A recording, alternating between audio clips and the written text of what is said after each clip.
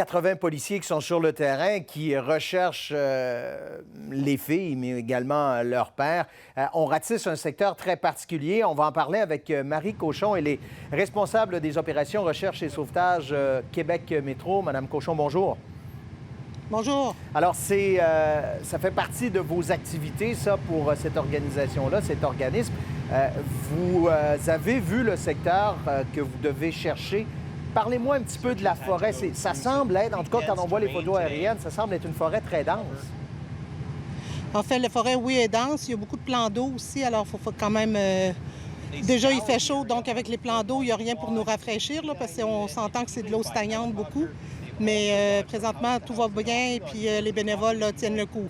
Comment ça fonctionne? Vous marchez un groupe, vous ratissez serré pour être certain de rien manquer, parce que, bon, c'est quand même des petits-enfants, là. Effectivement, il y a plusieurs techniques de recherche, mais là, présentement, la façon qu'on fonctionne, là, c'est vraiment une ligne de recherche dans le bois. On suit un azimut là, avec une boussole, on a des tracés, avec les GPS. Et puis, on a un secteur d'assigné, on en a 3 aujourd'hui de fait, qui sont en train d'être terminés. Et puis, on se rapporte au poste de commandement là, lorsque c'est terminé. Bon, vous êtes habitué de faire ça. Il y a des techniques de recherche parce qu'il faut s'assurer de ne pas brouiller des pistes. On disait tantôt qu'il ne fallait pas qu'un paquet de bénévoles arrive à la rescousse et vienne vous aider parce qu'il y a des techniques. Il faut faire attention de ne pas brouiller des pistes qui pourraient déjà exister. Effectivement, nous, on travaille vraiment là, on est des chercheurs au sol, donc on est vraiment dans le bois. Et puis, évidemment, ce n'est pas des sentiers qu'on suit, là, c'est un azimut de marche. Et puis, on avance tout droit, on pivote, on revient. C'est sûr qu'un bénévole spontané qui veut nous aider, c'est plus difficile parce qu'on ne le laissera pas rentrer avec nous là, dans le bois. On ne veut pas en perdre un autre là, pendant qu'on en cherche 3 autres. Mais il y a quand même là, certains secteurs qui pourraient faire là, à pied, en VTT ou même en vélo. Alors, il y a de la job pour les bénévoles spontanés, mais c'est juste de faire attention.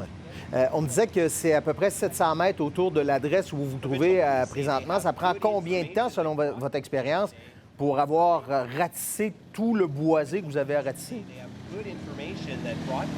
Ça peut être assez long, ça dépend de la densité du bois, mais ça peut prendre la journée là, pour la ratisser. Qu'est-ce que vous cherchez? Des gens, des vêtements, des indices? On cherche 3 personnes vivantes présentement. Les gens qui sont avec vous ont une formation. J'imagine ça doit être... Comment on se prépare à dire, bien là, je vais peut-être retrouver, puis on le souhaite, là, 3 personnes vivantes. Il y a différents scénarios. Ça peut être dur psychologiquement pour les gens qui vont peut-être voir des choses qu'ils ne voudraient pas voir, là. Effectivement, mais on est quand même préparé pour ça. Et puis, les gens s'entraînent fort. On a ils ont plusieurs quand même mobilisations à leur corde, à leur arc. Alors, il y a des façons de procéder aussi lorsqu'on trouve une victime. S'il y a certains bénévoles qui est plus mal à l'aise, il va se retirer, puis c'en est d'autres là, qui vont y aller. Mais présentement, aujourd'hui, on est entouré, on travaille avec les policiers. Là, sur notre ligne de recherche, il y a 3 policiers avec 4 bénévoles. Bien, on souhaite qu'il y ait un dénouement positif. Madame Cochon, on vous laisse aller. Merci, au revoir. Bien, merci beaucoup, au revoir. Au revoir.